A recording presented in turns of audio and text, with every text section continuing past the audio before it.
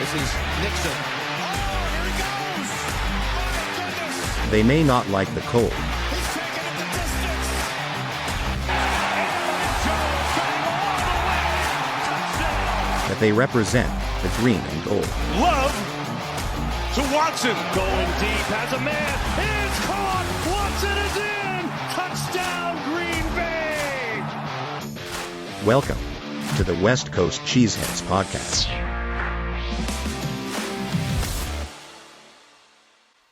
Welcome, Packer family, to another episode of our West Coast Cheeseheads podcast. As you know, I'm your host, Matteo, alongside with my co-host, Joe, and thank you for joining. So this week is week 3, and we're going to be going up against the New Orleans Saints in our first home game. That's right, Packer family, our first home game with Jordan Love at the helm. And I'm really excited about this game going forward, and can't wait to see what ends up happening. As you know, we now have this YouTube channel alongside our Spotify, which was our original maker of this whole podcast. And if you could follow us at West Coast Cheeseheads Podcast, we'd greatly appreciate it. You can also find us on Facebook at West Coast Cheeseheads Podcast, Instagram at WC Cheeseheads, and Twitter at WC Cheeseheads. Also, please hit the follow button and be notified whenever new episodes are coming out. And we are here to provide you with all information, anything and everything Packer related. We may not like the cold, but certainly still rep the green and gold. So, Joe, how you feeling today? Doing good, Matteo. I'm doing really good. One thing you forgot to say in the intro is smash that like button. That's what the YouTubers say, right? Smash that like button. Smash that like button, then people smash it. Hit that subscribe button. I'm doing good. I'm doing really good. I'm excited about this week. I'm excited about this matchup that we have against the Saints. I honestly think it's probably the matchup of the week in the NFL. Two really good teams. Really excited to talk about it. How are you doing? I'm doing well. You know, it's been a good week. It is Friday, so the weekend has finally come upon us, and just really looking forward to some football this weekend. Yeah, some really good matchups. Yeah, let's dive into it. Okay, so we're going into this game, and as you know, the strength of this Packers defense is the pass rush. All offseason, we've heard about how they wanted to be aggressive and get to the quarterback, but this is the game for them to show it. So I'm really looking forward to seeing what this pass rush is like. Derek Carr this year, he's been sacked on 10.26% of his dropbacks. That said, the Saints' average yards per pass attempt is 7.7 yards. So I'm really looking forward to the pass rush when it comes to this game right here. I think this is going to be a key moment for us to be able to try and come up with a win during this game. What do you think, Joe?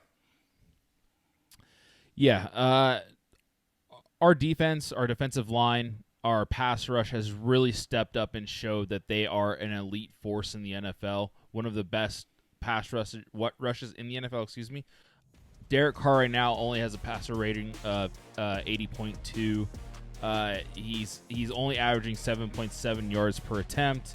He's already thrown a couple interceptions. I think this is an awesome opportunity for the Packers to really highlight this defensive line, to highlight the entire defense for that matter. It's going to be, in my eyes, it's going to be a low-scoring game. The Saints, on the other hand, have a very good defense as well, one of the best in the NFL. It's going to really be this matchup's really going to be between a couple of juggernaut defenses, and there's going to be a lot of bloodshed between the offensive line and the defensive line. Look for there to be a lot of pressure on both sides, both the Saints side and the Packers side.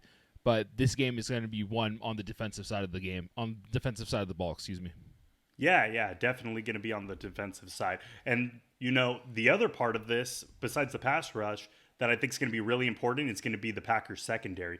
Because if that pass rush doesn't get there in time, it doesn't create that pressure, they've got Chris Olave and they got Michael Thomas, who I think is going to be the key elements in this game, being that now Jamal Williams is out of the game and they've got Kendry Miller, who's going to be coming in, making his NFL debut. And so Chris Olave and Michael Thomas, I'm pretty sure, are going to be really key elements in this game. So our secondary is going to have to step it up. Yeah, not only do they have Chris Olave and Michael Thomas, but they also have Rashid Shehead, and he is their deep threat. I mean, he only has 9 receptions this year, but he's averaging 16.9 yards per catch. He's an outstanding target and weapon for Derek Carr as well. So they have the kind of like the triple threat going on for the receivers. Now, what's going to make it really hard for the Packers is added to the injury report this week was Jair Alexander. We don't even know if he's going to be ready to play. Yeah, and if Jair's not in, then I'm sure we're going to be seeing Rasul out there, and we might end up getting some Eric Stokes action. But yeah, it's going to be. I'm really hoping that we can get Jair out there for this game. I mean, the injuries that are happening in the Packers locker room is not something that's really pretty. And, just looking at the injury report right now, we're still up in the air when it comes to Aaron Jones. And, he's questionable. He did have limited practice on Thursday and Friday, but yeah, the injuries are just really starting to hit our locker room a little bit. Yeah, they're stacking up for sure. You look at the injury report, we have 5 key guys that are all questionable for this week in David Bakhtiari, Aaron Jones. Lucas Van Ness popped up on the injury report this week. He's questionable to start. We have Christian Watson, who still hasn't played a game this season. He's questionable to start. He didn't practice on Friday. He had limited practice on Thursday, hoping he could finally get back into this Packer lineup and get onto the field finally. And then, like we just said, Jair Alexander popped up on the injury report as well. He's the key component to this defense. So losing him would be huge in this huge matchup against the Saints. Hopefully he can find his way back out there on the field. But if he doesn't, hoping that the other secondary can pick up his slack. Yeah, these injuries are really, really troublesome. But I'm looking right now at the New Orleans Saints injury report, and they're not looking too bad right now on their injury report. Sure, their tight end is doubtful to play, Foster Moreau, but it looks like a key element who's questionable right now is Paulson Adebo. That's a cornerback for them, and so that could be something that we can end up trying to capitalize on if he wasn't to play. Excuse me. Yeah, they'll kind of like really level out the playing field a little bit. Us both having one of our starting cornerbacks out, us having Jair if he's not able to go, and them having Adebo if he's not able to go. It'll kind of allow our Packers wide receiver core to capitalize on that injury and kind of open up the field a little bit for Jordan Love to find them over the middle. Again, this is going to be a tough matchup for the Packers. I think these are both very solid teams, very good defenses, and really hoping that Jordan Love can step up and take the next step forward as a starting quarterback in the NFL for this game. Yeah, and I think something that's really going to help him along the way is the protection. I think that O-line really needs to provide him with protection because when Love has the time, he's been smart with the ball. The Saints have been a team that can get to the quarterback. They are coming off a 4-sack performance against the Carolina Panthers, but Love is showing us that he can be smart with the ball as long as he's got the time. So I think the O-line really needs to step it up this game. Yeah, and the O-line for that matter has been pretty good this season. I mean, even last game against the Falcons with David Bakhtiari out, we still offered Jordan Love some pretty good protection. And he's obviously, when he's in the pocket, he's not scared to humchuck that ball wherever he wants to. He's definitely he has confidence in his throwing abilities, his passing abilities, especially over the middle as well. So if the Packers can step up and continue that good pass protection for Jordan Love, I think it's going to be a good matchup for them, especially when it comes to Matt LaFleur and his game calling. He's a master at that, so I think he'll be able to throw some stuff at the Saints that they haven't seen yet this season. The Saints are a great team, but they really haven't played anybody yet. If you look at their schedule, they played